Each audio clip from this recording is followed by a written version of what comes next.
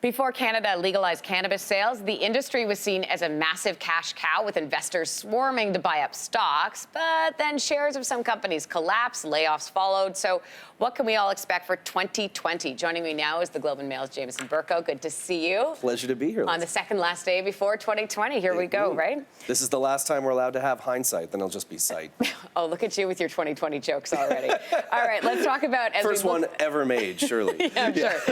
As we look forward to 2020, we're talking edibles. There's some new regulations in Ontario. What can we expect? Well, it's going to be a slow rollout, first and foremost. We're not going to see a big flood of products hit legal pot stores, I think. We're going to see probably a handful of vape products, and we've seen it already in some provinces. New Brunswick has some products rolled out. Saskatchewan was one of the first, where you're going to see maybe little bits of chocolate, like little 10 milligram squares of chocolate that you can eat. But that's probably it that you're going to see in the edibles category. Maybe some, not gummies, because if they call them gummies, no way Health Canada is ever going to let them actually sell them in stores. But they soft chews, like oh, stop, really? Oh, for real? Yeah, they've soft gotten chews? Very clever. Like there is a neuropharmacologist living in Prince Edward Island right now, working for one of the major pot companies. His whole job is figuring out ways to formulate recipes for different edibles. Like he showed me once there was like a grapefruit hibiscus flavor. Their idea trying to be that like, oh, this is way too complex a flavor profile for a child.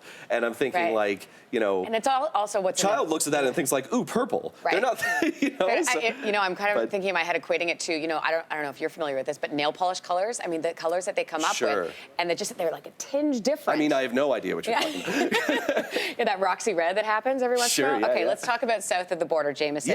9 U.S. states are expected to hold referendums on cannabis, as we know, legalization. There's even talk of it potentially happening at a federal level. Would this open up a whole new market for Canadian producers? Well, the potential of opening it up at the federal level is a massive game changer. And it's really, I think, Lindsey, what so many Canadian companies have been investing for the possibility of. But I mean, right now, we really kind of have to just look at it as a slow and steady progression. Like big federal action, extremely unlikely in the US in 2020. But if there's going to be more of a progression at the state level, there's actually been studies that have shown that major unpopular things at the federal level, once enough states pass a law that's sort of similar, then the federal government just kind of has no choice. And there was a study, I think, that the University of Colorado did of 170 different pieces of legislation that have followed that route to determine when federal legalization will come. And they said it will definitely come no later than 2028, but could be as early as 2022. So interesting. That's not too long. No, it's not. No. 2 years away. Okay, advice for investors. Somebody watching right now going, shh, am I too late?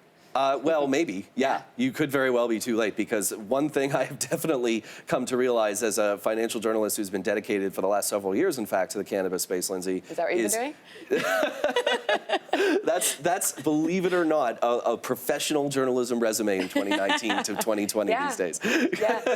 So investors? But investors should really temper their expectations, and they need to accept the fact that the cheap, easy money days are long over in the cannabis space. There are going to be, 2020 is going to be the year of reckoning. It's going to be the year when, and we don't have time to go through all the reasons why, but there are very good reasons why there are going to be many companies either going bankrupt or being forced into a very, fire sale type of situation.